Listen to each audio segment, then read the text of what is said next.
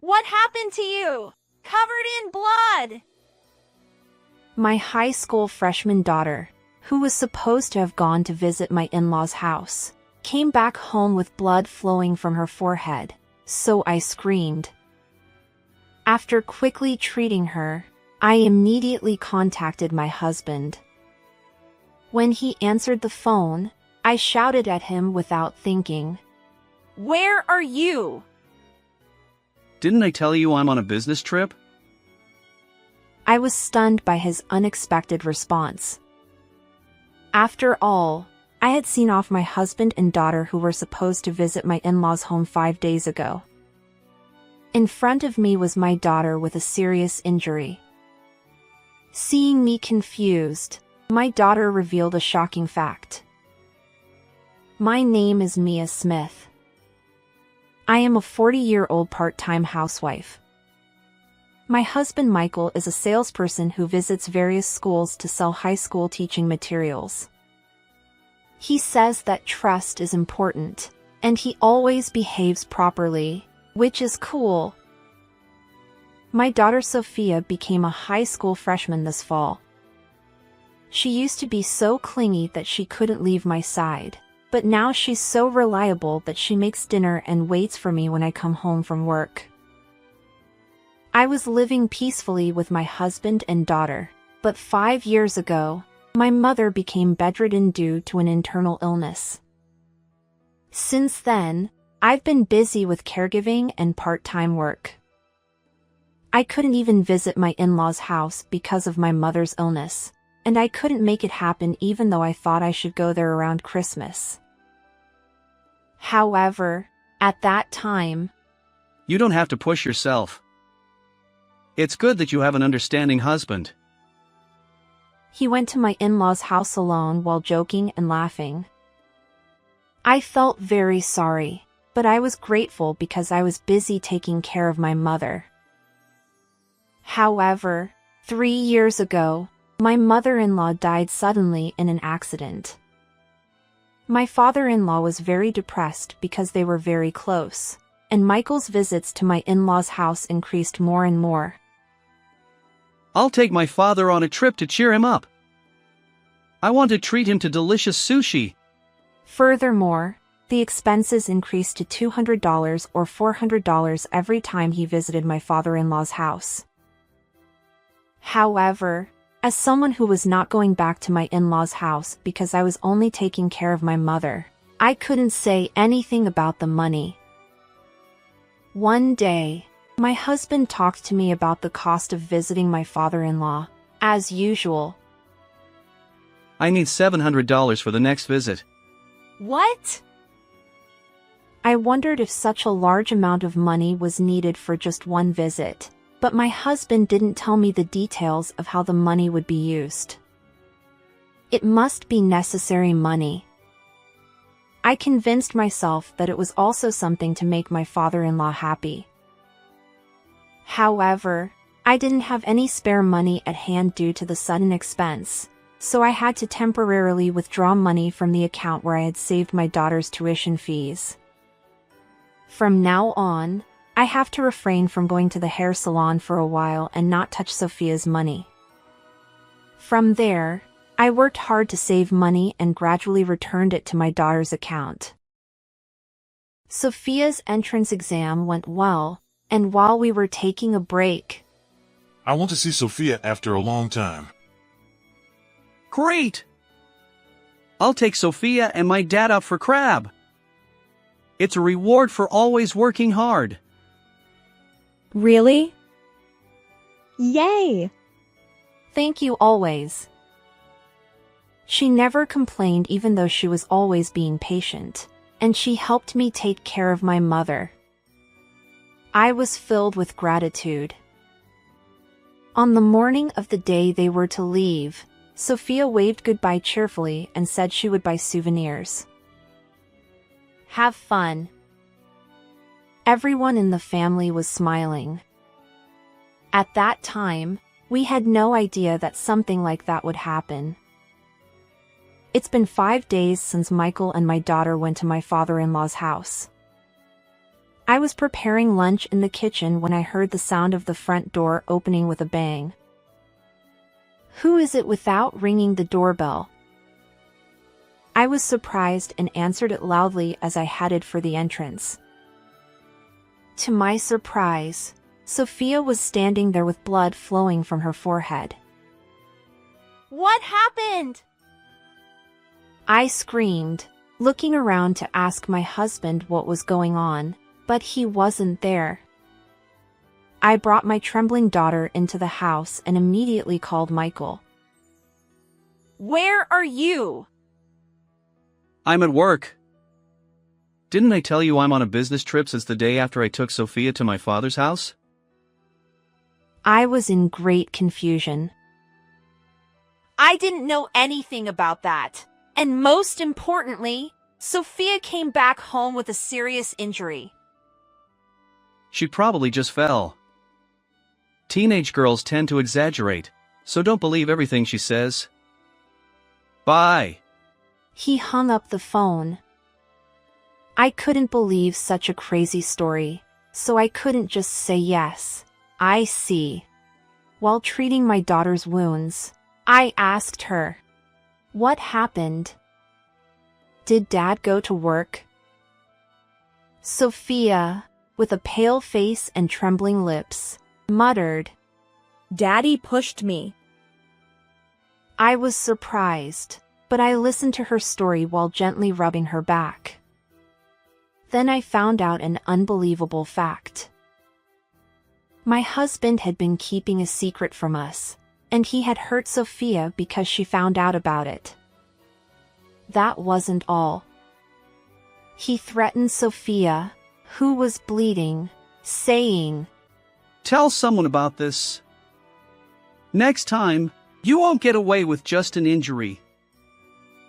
Just then, my father-in-law returned from his outing, and Sophia ran away from my in-laws' house while my husband was distracted. Fortunately, Sophia had some money, so she was able to take the train alone, but she must have been so anxious while hiding her injury and returning home. I will never forgive anyone who hurts my lovely Sophia. I was angry not only about my husband hitting our daughter but also about the secret he had been keeping. I vowed to take revenge.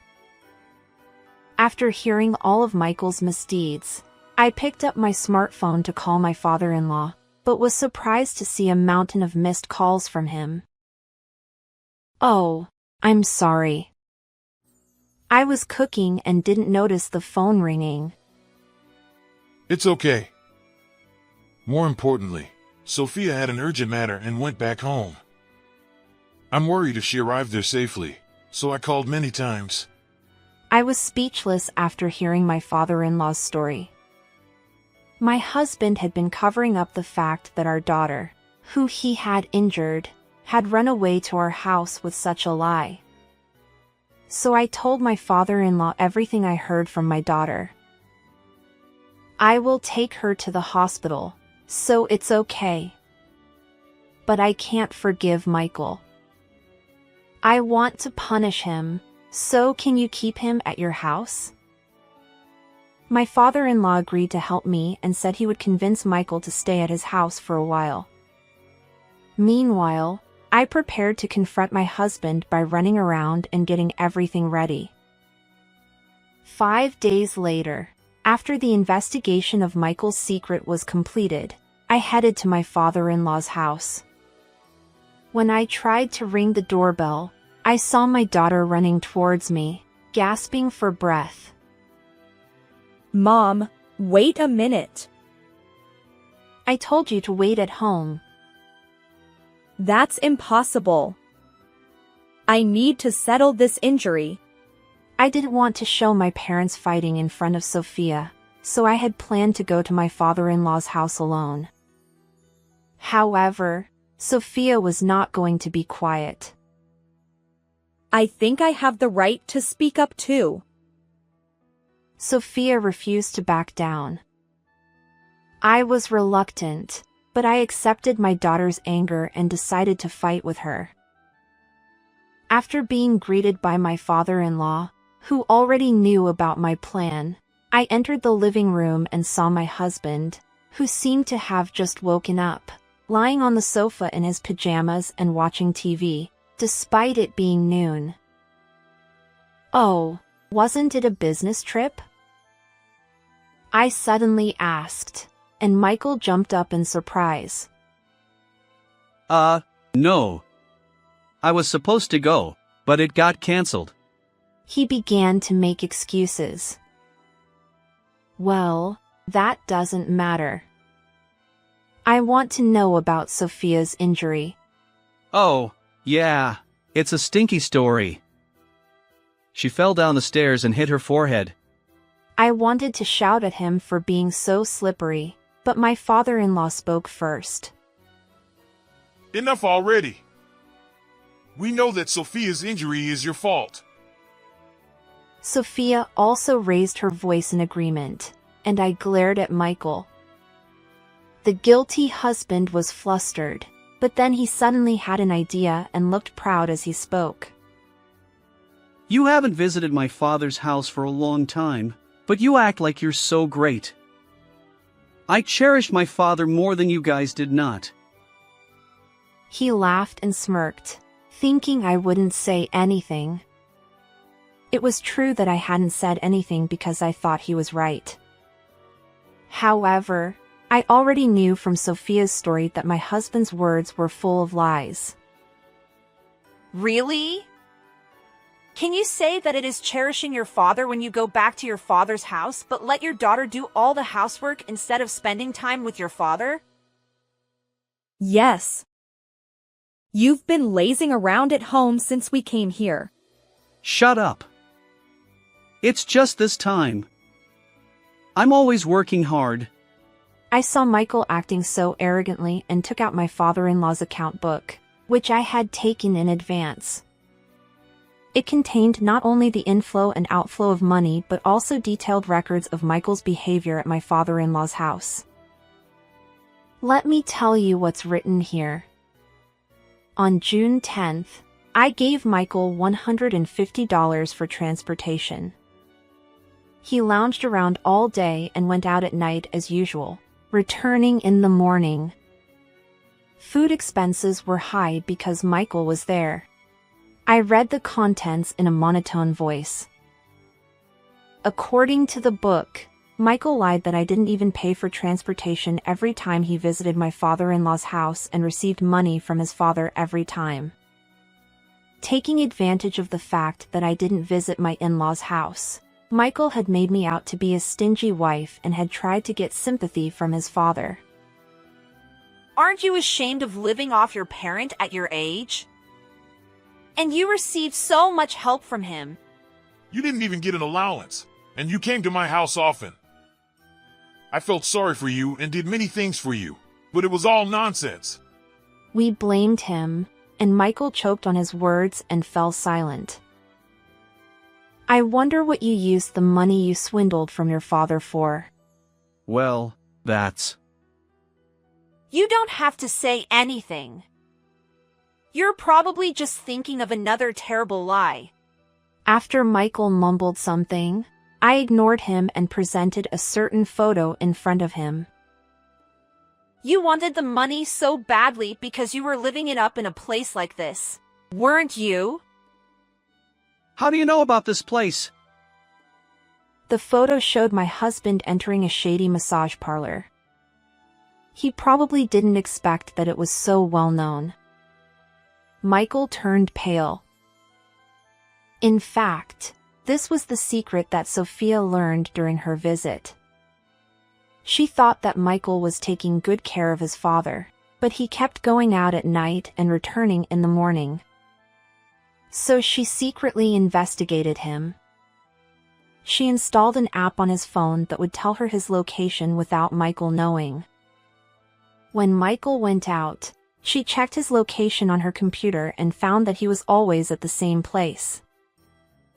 When my daughter searched on the internet, it was a service for men at night. When she was about to call to inform me of what happened, Michael came home. He saw Sophia searching for the location and details of the place on the computer and got angry, then pushed her. Sophia hit her head on the corner of the dresser and bled. You know the rest. After hearing Sophia's story, I left my mother in the care of a professional caregiver for a few days and staked out the place to gather evidence of Michael's spending. I took photos of him entering and leaving the place.